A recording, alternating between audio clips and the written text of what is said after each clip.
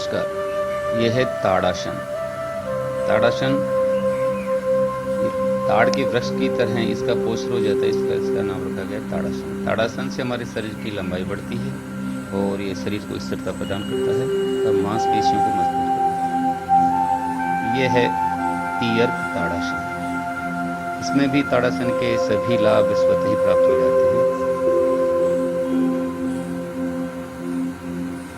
यह है वृक्षासन।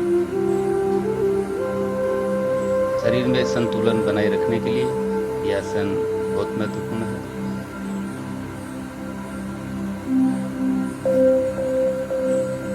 अगला आसन है नटराज आसन। जैसे इसके नाम से विदित है, नटराज की तरह इसका पोस्टर हो जाता है, इसका नाम नटराज। इससे छाती चौड़ी और शरीर सुगठित होता है। अगला आसन है योग मुद्रासन। इस आसन से हमारे शरीर की पाचन क्रिया सुदृढ़ होती है और हमारे शरीर का जो कॉन्स्टिपेशन रहता है वो दूर होता है। अगला आसन है मंडूकासन। मंडूकासन से हमारे शरीर के जो रक्त विकार हैं वो नष्ट होते हैं और प्राण अधीन रहते हैं। यह आसन है शशांगासन। शशांगासन हमारे मेरुदंड के लिए बहुत लाभप्रद है और जितने भी विकार होते हैं वे दूर होते हैं और ब्लड सर्कुलेशन को भी ठीक करते हैं। अगला आसन है वज्रासन। जैसे कि नाम से विदित है, इसमें हमारी स्थिति वज्र की भांति यानी कि मजबूत होती है, इसका नाम वज्रासन रखा गया। इसको एंटी एजिंग आसन भी बोलते हैं। हमारे शरीर की जो यौवनता है वो बनी रहती है, वायु संबंधी रोग दूर होते हैं। यह है सुप्त वज्रासन। वज्रासन के सभी लाभ इसमें भी प्राप्त होते हैं और यह आसन ऐसा है जिसको खाने के बाद भी किया जा सकता है। यह आसन है उष्ट्रासन। जैसे इसके नाम से विदित है, उष्ट्र यानी ऊंट की भांति इसका पोस्टर दिखाई देता है, इसका नाम रखा गया उष्ट्रासन। इस आसन से डायबिटीज खत्म होता है और हमारे शरीर में जो कॉन्स्टिपेशन है वो दूर होता है, पेट व पीठ दर्द दूर होता है। अगला आसन है अर्धवक्रासन। इससे हमारे जो बैकबोन है उसमें फ्लेक्सिबिलिटी आती है, शरीर का जो एक्स्ट्रा फैट होता है वो दूर होता है। इसको हम दोनों तरफ से कर सकते हैं, बाईं ओर से और दाईं ओर से।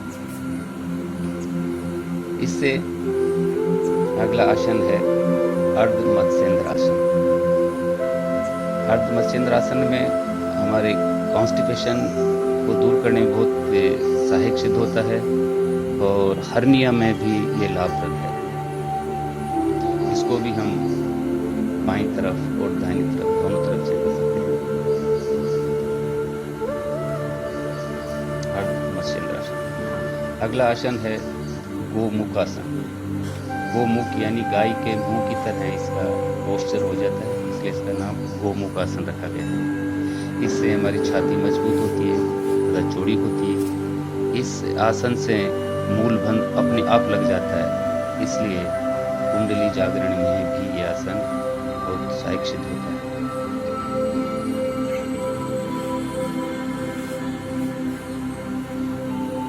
अगला आसन है तितली आसन, जिसको बद्ध कोणासन भी बोलते हैं। यह आसन बहुत ही महत्वपूर्ण है और हमारे मूत्र संबंधी जितने भी विकार होते हैं, दोष होते हैं वो दूर होते हैं और विशेष रूप से स्त्रियों में जो अनियमित इरेगुलर जो पीरियड होता है उसको ठीक करता है और गर्भाशय को सशक्त यानी मजबूत करता है। अगला आसन है पश्चिमोत्तानासन। इस आसन के करने से हमारे शरीर की जो एक्स्ट्रा फैट होती है वो कम होती है और यह आसन हमारी किडनी को एक्टिवेट करता है।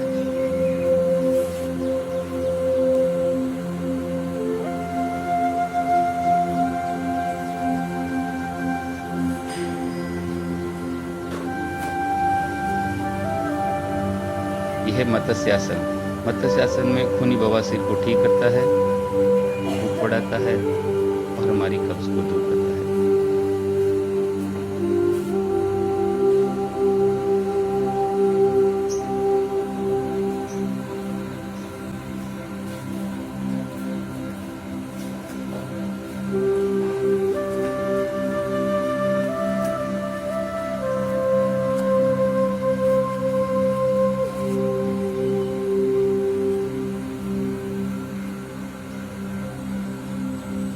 अगला आसन है सर्वांगासन।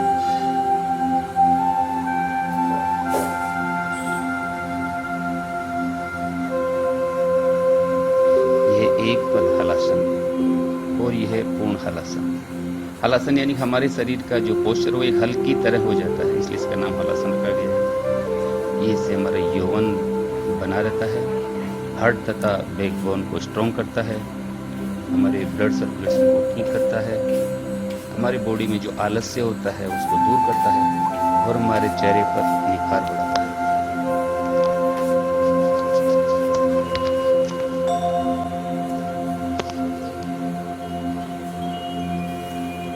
अगला आसन है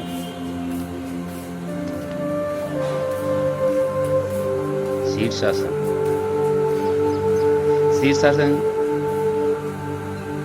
शीर्षासन को सभी आसनों का राजा कहा जाता है। जवानी को ये बनाए रखता है, नेत्र संबंधी दोष दूर करता है, हीमोग्लोबिन की कमी को पूरा करता है। इसमें हम कई तरह के आसन कर सकते हैं, जैसे एक पद शीर्षासन, शीर्ष पद्मासन और पिंडासन युक्त ऊर्ध्व पद्मासन।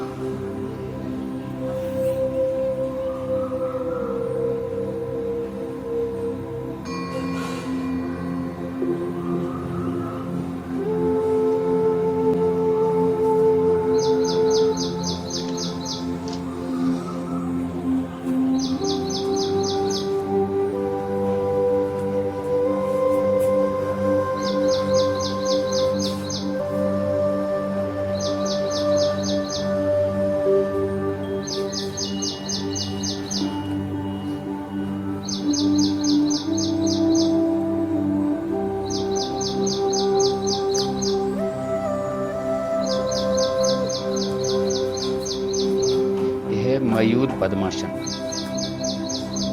मयूरासन को यदि हम पद्मासन की स्थिति में करें तो उसको मयूर पद्मासन कहते हैं। और मयूरासन और पद्मासन के जितने भी लाभ है वो उससे प्राप्त होते हैं। ये योगा में एडवांस स्टेज के आसन में से एक है और किसी योग प्रशिक्षक के मार्गदर्शन में